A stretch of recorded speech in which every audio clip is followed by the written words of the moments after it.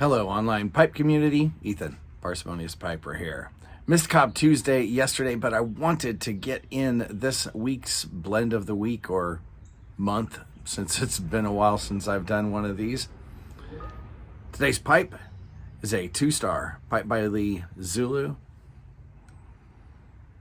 In it, some Sutliff Cringle Flake from last year. Well, it's not really Cringle Flake. If you guys remember, Sutliff had a giveaway raffle.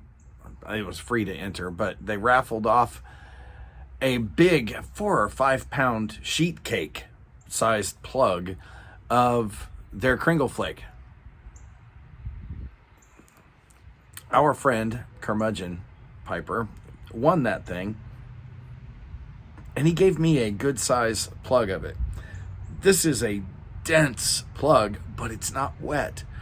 It's pretty dry, in fact. As soon as you get it cut, I slice off a thin slice and then slice it into lengths and cross-cut it into cubes, and it's dry. It's ready to go. It does not need any dry time at all.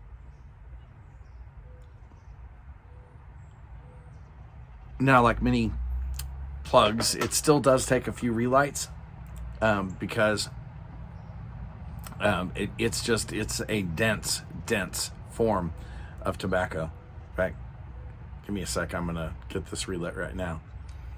That though is because I'm talking.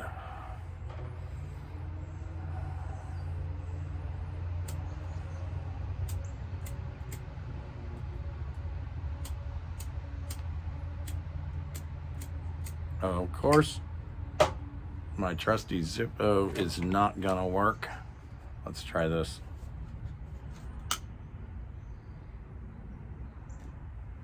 Haven't used my Zippo in a while.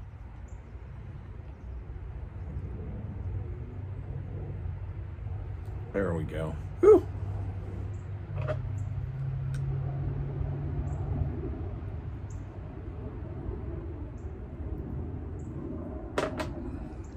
So as I was saying, it really does not require any dry time. It lights pretty well. Couple relights, like I said, but not like most plugs or ropes. Now, this is a Red Virginia. It is a very tasty Red Virginia, and those of you who enjoy things like Cornell and Deal's annual Carolina Red Flake release, I think you're gonna like this. Now, what do I have in my notes here? Yeah, this is what I have in my notes is that last year's Flake was a Red Virginia Cavendished and then mixed with Perique. Now, I don't know if there is regular uncavendished Red Virginia plus Cavendish plus Perique, or whether it's all Cavendished. No idea. But very much a good Red Virginia flavor. So those of you who like reds are probably going to like this. I do not get a lot of spiciness, like some people say, from the Perique in this. Some people do. I don't pick that up. To me, this is it's dominated by the Red Virginias. Now, having said that it's an extremely tasty blend, where does this fall in my rating? It's still a 3. Why? Because the Red Virginias still bite me. Now, these don't bite me as bad as some others, and they certainly, they don't bite me as bad as some of the Mac Baron blends. All the Mac Baron roll cakes and Symphony and Golden Extra, all of those blends seem to bite me even more than this does. Something in their casing or toppings that isn't in their HH line, obviously, since those are advertised as untopped. And so it must not be in whatever they're casing those with, because those don't burn me. But this does. This still burns. Fortunately, it doesn't burn until toward the end of the bowl, midway through. And no, it is not a heat burn. I can start to feel the tingle from the very first light. It doesn't become uncomfortable until later on.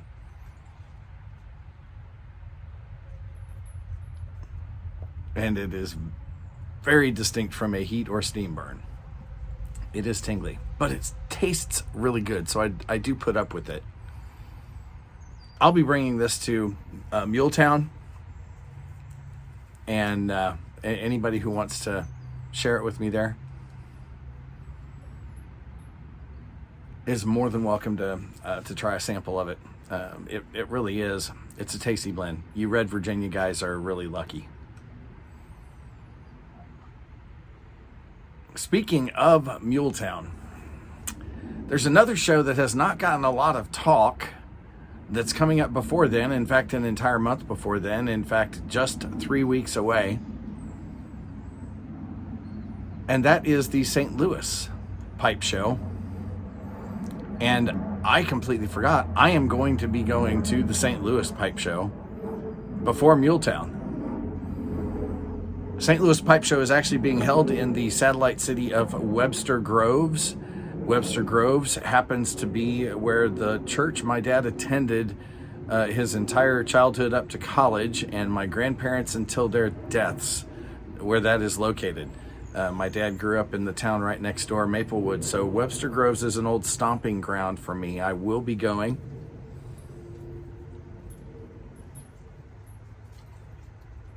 Hanging around once more with artist and carver Ron Smith, but hoping to see some of you guys. If you are in the St. Louis area, I believe it's February 10th. It is all day. It is a one-day show. It's, I think, 9 a.m. to 5 p.m. or something like that at the Webster Groves Masonic Lodge. If you Google it, their St. Louis Pipe Show, the details are all right there. Would love to meet some of you there. Finally, Chad Griffin. And I think he is now Griffin Pipes Lethal. I will put the link to his channel down below. Asked us about our favorite tobacco-related gewgaws.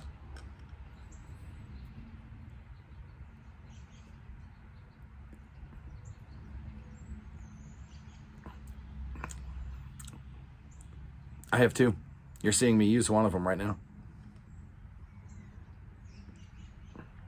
That tamper by Larry Blackett was a gift from Eric, Blue Collar Pipe Smoker.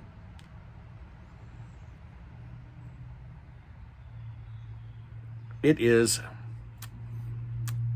my go-to everyday tamper.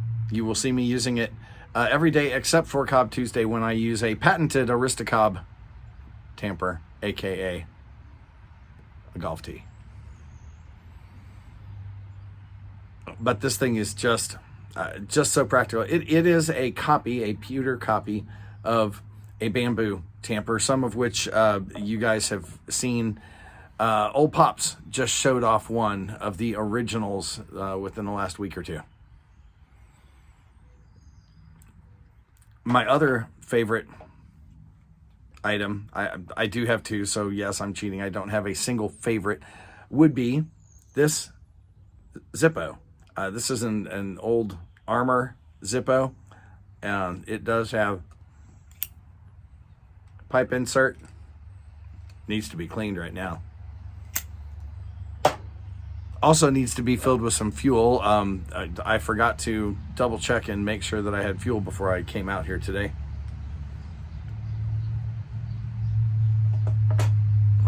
That one was given to me by Onion, 2 a.m. pipe on the patio. I think my first visit to his house there in Roanoke.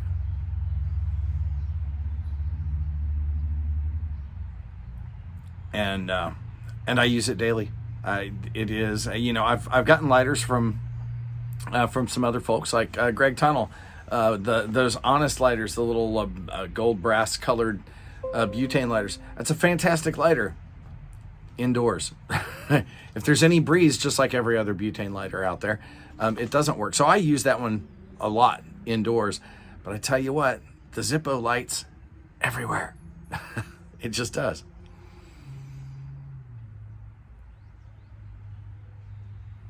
So Chad, thanks for asking. I have enjoyed seeing everybody else's tobacco-related favorite item. These have been fun. Well, folks, I hopefully will be back with some more gewgaws that are related to pipe tobacco tomorrow in place of a parsimonious pipe. Until then, light something you like, even if you have to tolerate a little mouth burn. Might be tasty enough to be worth it. Enjoy your afternoon.